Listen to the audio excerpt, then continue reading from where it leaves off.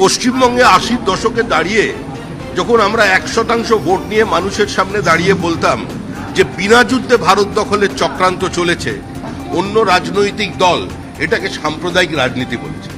পশ্চিমবঙ্গের সীমান্ত বরাবর সমস্ত জায়গায় জামাতের উত্থান হয়েছে।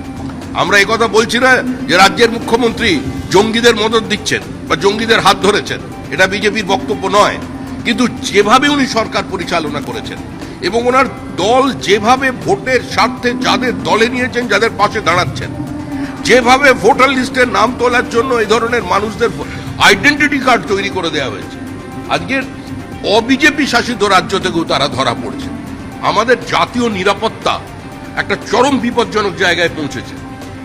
আমরা আবেদন করছি দল মত নির্বিশেষে সমস্ত মানুষের কাছে যে প্রথমে নেশন ফার্স্ট, আগে দেশকে বাঁচান, তারপরে দল বাঁচান।